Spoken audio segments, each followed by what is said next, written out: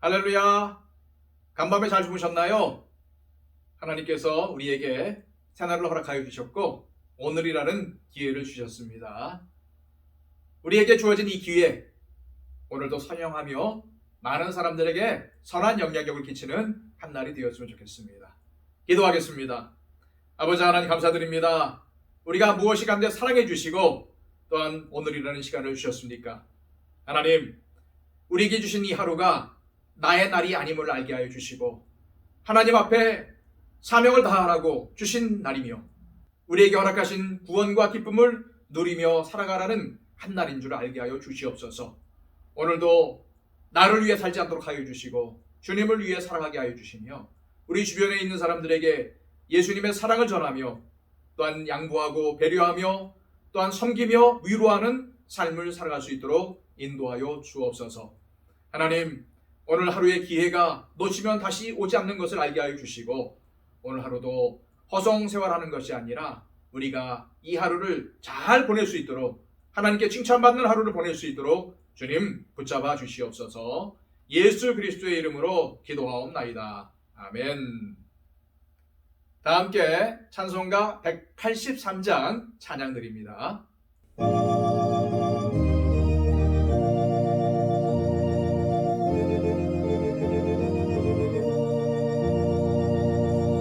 빈들의 마른 불같이 시들은 나의 영혼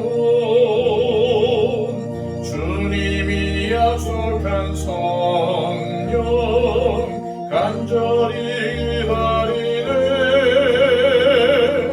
하늘로 메마른 땅에 단비를 내리시네 성령의 단비를 부어 새 생명 주옵소서. 반가운 비소리 들려 산천이 춤을 추네 봄비로 내리는 성령 내게도 주옵소서. 하늘로 메마른 땅에 단비를 내리시듯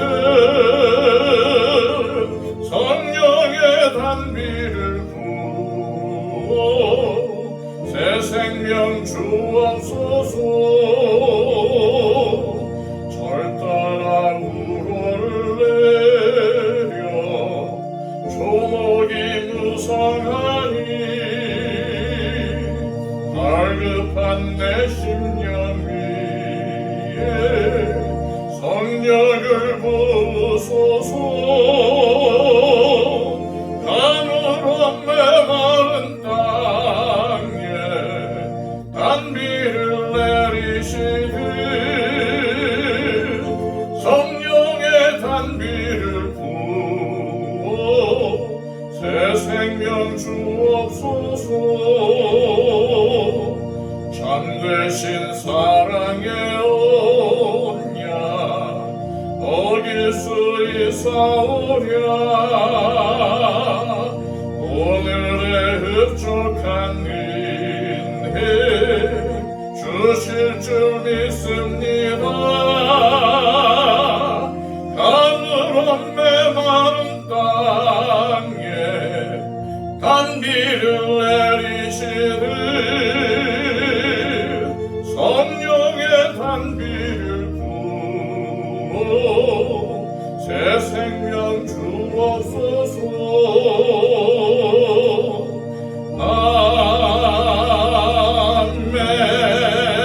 아멘. 이 시간 우리에게 주시는 하나님의 말씀은 신약성경 로마서 8장 1절에서 17절까지의 말씀입니다. 신약성경 249쪽입니다. 그러므로 이제 그리스도 예수 안에 있는 자에게는 결코 정죄함이 없나니 이는 그리스도 예수 안에 있는 생명의 성령의 법이 죄와 사망의 법에서 너를 해방하였습니다. 율법이 육신으로 말미암아 연약하여 할 수 없는 그것을 하나님은 하시나니 곧 죄로 말미암아 자기 아들을 죄 있는 육신의 모양으로 보내어 육신의 죄를 정하사 육신을 따르지 않고 그 영을 따라 행하는 우리에게 율법의 요구가 이루어지게 하려 하심이니라.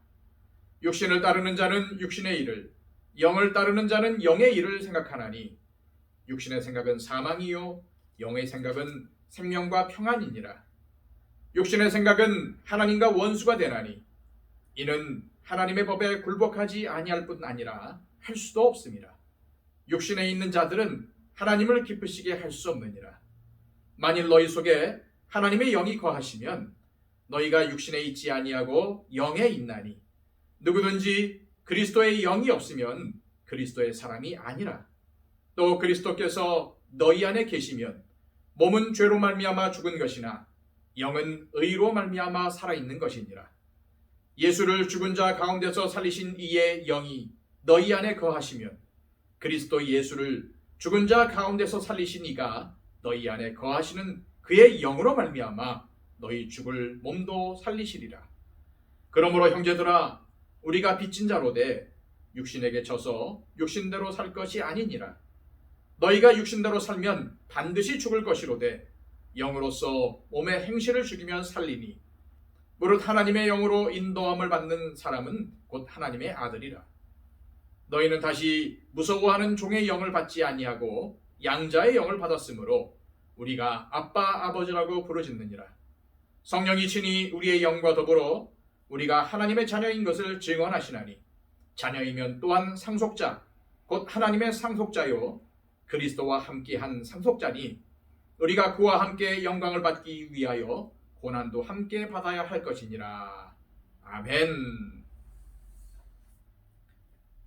로마서 7장에서 바울은 아무리 구원받은 그리스도인이라도 육신으로는 죄의 법을 따라 사는 자신의 모습을 보면서 탄식하지만 8장에서는 완전한 반전의 모습을 보여주고 있습니다. 로마서 8장은 기독교 신앙의 최고봉이며 신약이라는 반지의 가운데에 위치한 보석과 같으며 로마서 가운데서도 가장 빛나는 광채라는 표현이 있을 정도로 그리스도인이 누구인지를 분명하게 드러내주는 말씀이 아닐 수가 없습니다. 자, 1절과 2절 말씀입니다. 그러므로 이제 그리스도 예수 안에 있는 자에게는 결코 정죄함이 없나니 이는 그리스도 예수 안에 있는 생명의 성령의 법이 죄와 사망의 법에서 너를 해방하였습니다. 이제 그리스도 예수 안에 있는 자들은 율법을 통해서 받아야 마땅한 형벌에서 자유롭게 된다는 선포입니다. 여기서 정죄함이란 궁극적으로 하나님에게서 소외되는 버려짐인데 그리스도 예수 안에 있는 자에게는 그러한 정죄함이 원칙적으로 불가능하다는 것입니다. 바울 사도는 이를 생명을 주는 성령의 법이 사망을 주는 죄의 법에서 해방하였다고 설명을 합니다. 즉 사망을 앞세워서 우리를 구속하던 죄의 권세에 복종하던 옛 시대에서 벗어나 생명을 주시는 예수님을 따르는 새 시대에 살게 되었음을 말하는 거죠. 그러기에 더 이상 죄의 법은 예수 안에 있는 우리를 구속할 수가 없게 되었습니다. 할렐루야. 자, 3절과 4절 말씀입니다. 율법이 육신으로 말미암아 연약하여 할 수 없는 그것을 하나님은 하시나니 곧 죄로 말미암아 자기 아들을 죄 있는 육신의 모양으로 보내어 육신의 죄를 정하사 육신을 따르지 않고 그 영을 따라 행하는 우리에게 율법의 요구가 이루어지게 하려 하심이니라. 하지만 우리를 죄의 법에서 해방하기 위해서는 큰 대가가 필요했습니다. 율법이 연약하여 할 수 없는 일을 예수님께서 죽으심으로 감당해야 했기 때문이죠. 율법 자체는 선한 것이지만 사람을 의롭게 하여 구원하는 일은 할 수가 없습니다. 따라서 하나님은 예수님에게 우리의 죄에 해당하는 대가를 생명으로 치르게 하심으로써 율법이 요구하는 의로움과 생명을 우리에게 주신 것입니다. 그러므로 예수님 안에서 의롭다고 칭함받은 우리는 이제 육신을 따라 사는 것이 아니라 영을 따라 살아야 합니다. 자, 5절에서 8절까지의 말씀입니다. 육신을 따르는 자는 육신의 일을, 영을 따르는 자는 영의 일을 생각하나니 육신의 생각은 사망이요 영의 생각은 생명과 평안이니라. 육신의 생각은 하나님과 원수가 되나니 이는 하나님의 법에 굴복하지 아니할 뿐 아니라 할 수도 없습니다. 육신에 있는 자들은 하나님을 기쁘시게 할 수 없느니라. 만일 그리스도를 믿는다고 하면서도 육신을 따르고 육신의 일을 생각하는 자들은 사망을 피할 수 없고 하나님과 원수가 되어 하나님의 법에 굴복하지 않으며 하나님을 기쁘시게 할 수도 없다고 바울은 강조합니다. 사실 육신을 따르고 육신의 일을 생각하고 도모하는 사람은 그리스도 안에 속하지 않고서도 살아갈 수가 있다고 생각하는 사람인데, 그런 의미에서 이러한 육신의 생각은 죄에서 도무지 벗어날 수가 없는 것입니다. 왜냐하면 죄란 행동의 개념이 아닌 존재의 개념이기 때문이죠. 쉽게 얘기하면 즉 나쁜 행동을 많이 저지르는 것이 죄가 아니라 하나님을 떠난 존재 자체가 죄라는 것입니다. 그러므로 육신에 속한 자들이 아무리 선한 것을 생각하고 이 세상에 이바지하는 업적을 쌓아도 그들의 삶은 하나님과 관계가 없기 때문에 하나님을 기쁘시게 할 수도 없고 하나님의 법을 따르지 않기 때문에 사망을 피할 수가 없는 것입니다. 따라서 예수 안에 있는 사람은 육신의 생각이 아닌 하나님의 영, 하나님의 성령에 따른 생각과 행동만이 평안과 생명을 줄 수 있다는 사실을 기억해야 합니다. 12절과 13절 말씀입니다. 그러므로 형제들아 우리가 빚진 자로되 육신에게 져서 육신대로 살 것이 아니니라.